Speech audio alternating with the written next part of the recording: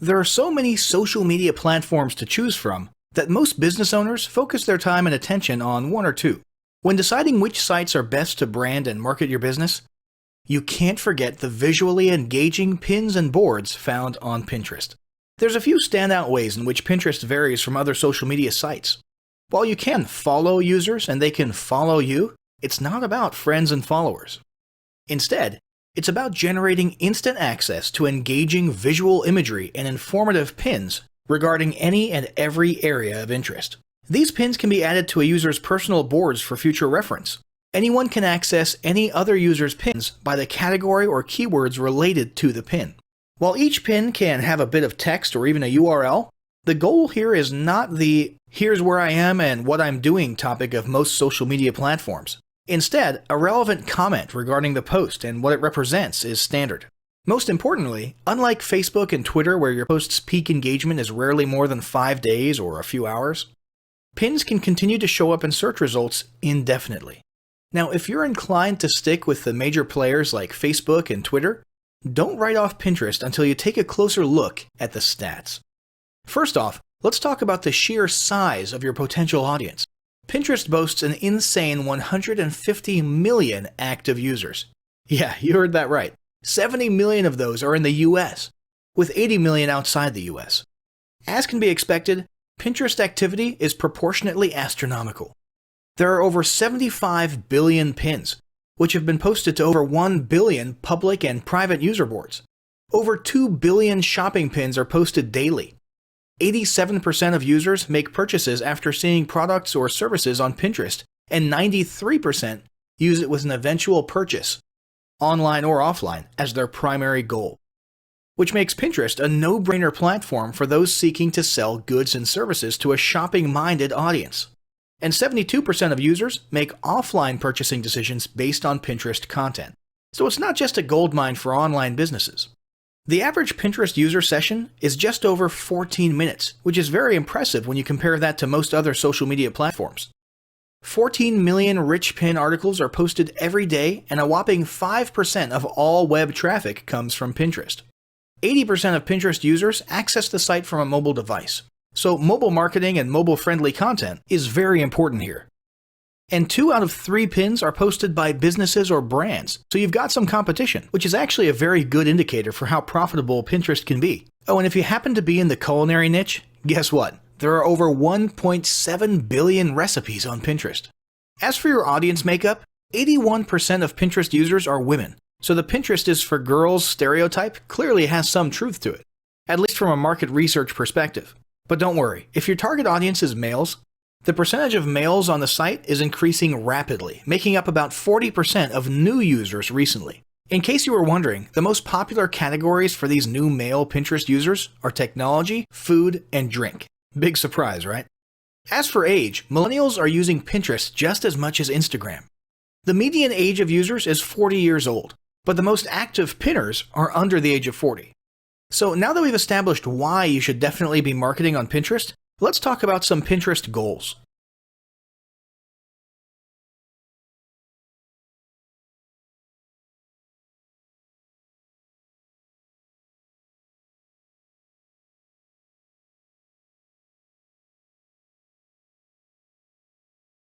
Establishing marketing goals is critical to the success of your Pinterest marketing. Countless entrepreneurs and businesses have set up a Pinterest presence, made a few posts, and then let it sit untouched for months or even years.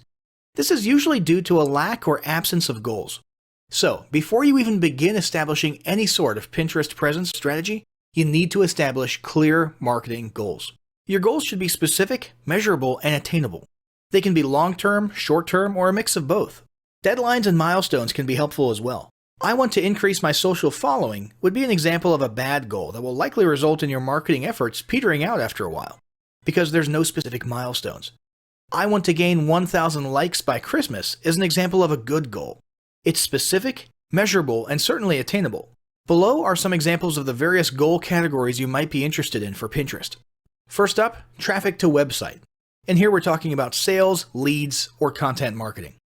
Probably one of the most popular goals of Pinterest marketing is to funnel your Pinterest traffic back to your own web properties. After all, most businesses don't do business on Pinterest per se. You're leveraging Pinterest to obtain traffic and convert that Pinterest traffic into brand followers, leads, prospects, and customers. So maybe your goal is to get people to a landing page with a free offer where they can subscribe to your list and become a lead. Maybe they're being sent to a sales page or an e-commerce store. Maybe you just want to do some content marketing and send them to your blog. Whatever the case, the end goal for a lot of businesses will likely be bringing Pinterest traffic away from Pinterest and over to their own web properties. Next up, there's social following, or Pinterest as autoresponder. In this goal category, your aim is to build a large number of followers. The reason we also refer to this as Pinterest as autoresponder is because the main sought-after benefit here is to increase the number of people who will see your pins in their home feeds. In this sense, your Pinterest posts become similar to sending out email broadcasts via your autoresponder. If you grow a large enough community, this can be very beneficial and turn into a huge source of free organic traffic for your business. Next, passive presence. Some businesses might have purely passive goals. Simply being present and discoverable inside of Pinterest is a benefit that has wider appeal and greater utility than you may think. In many cases, a company's Pinterest presence might supersede or even totally replace what was once the role of a blog. Your business's name, logo, a short intro statement, and a link to your website can be found on your Pinterest profile. And depending on your audience, that might be where people are most likely to seek you out rather than your website. Much like a blog, people can see your boards and recent pins. This same approach can also be used for events, communities, and brands. Next up, brand awareness. Another goal that's less thought about might be spreading brand awareness and recognition. If you're just starting out, there's a good chance your brand might be in need of a jump start.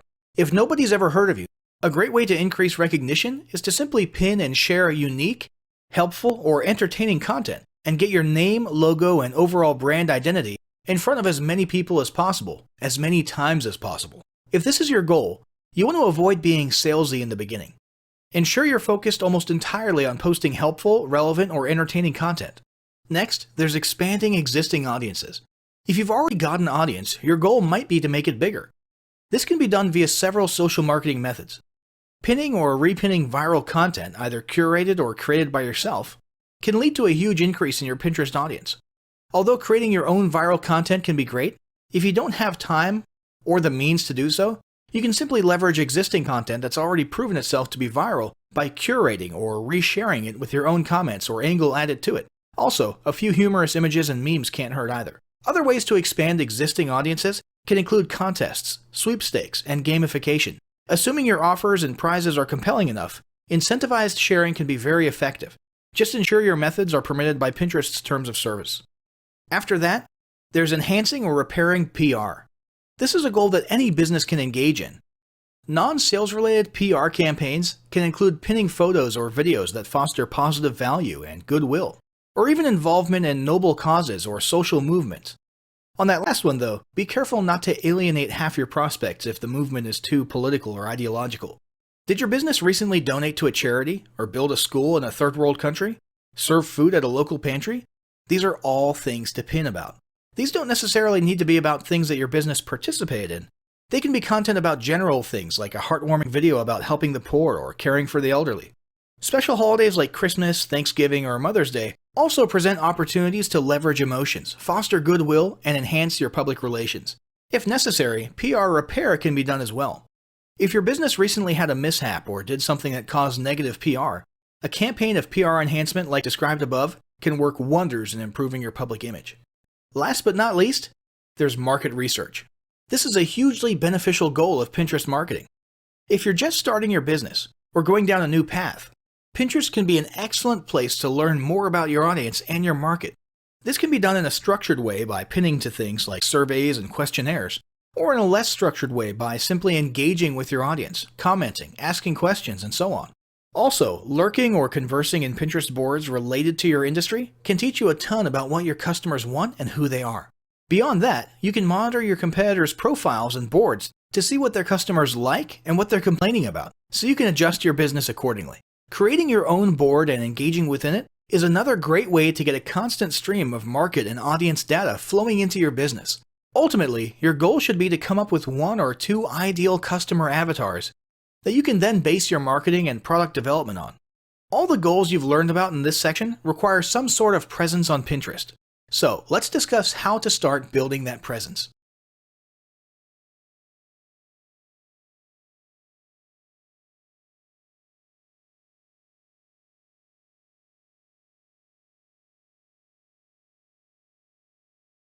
First, let's talk about setting up your Pinterest profile.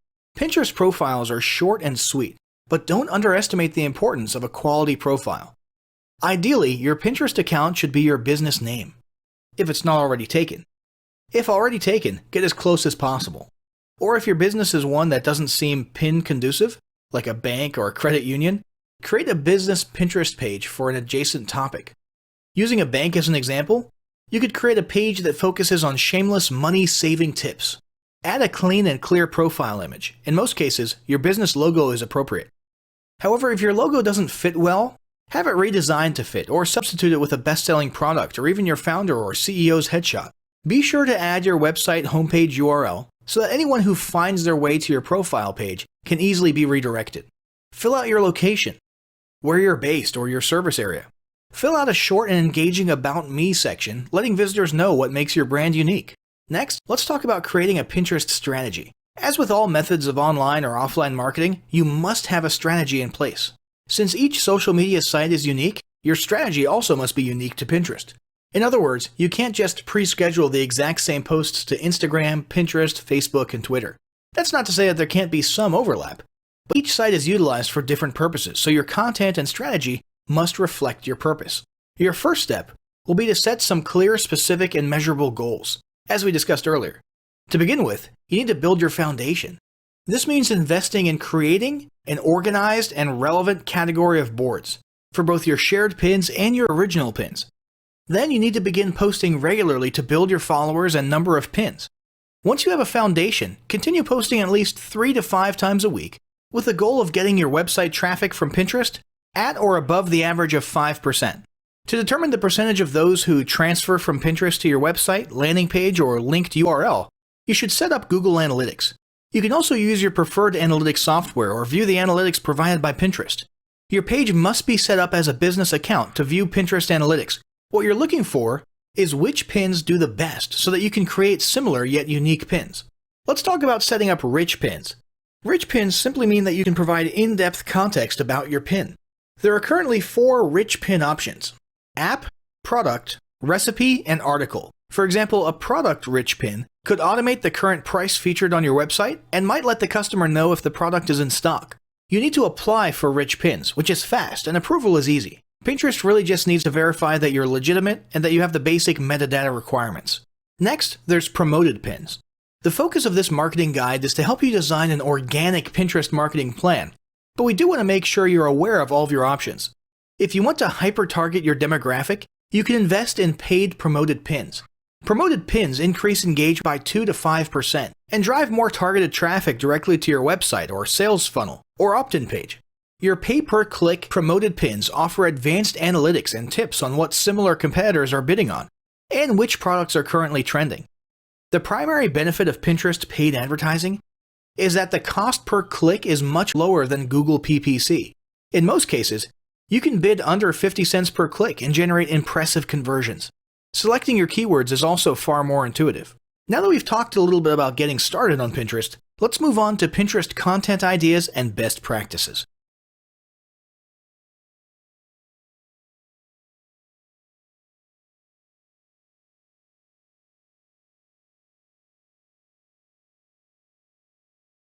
Currently, the most popular categories on Pinterest are fashion, home and garden, food and beverage, and beauty. These are just general categories which could easily be used on Pinterest to generate traffic for a limitless number of products and services. In most cases, this is a good fit for business-to-consumer advertising or B2C. But don't write off your business-to-business or B2B just yet. You just have to get strategic and creative. When looking to build your boards, and for original content inspiration, consider the following. Repins.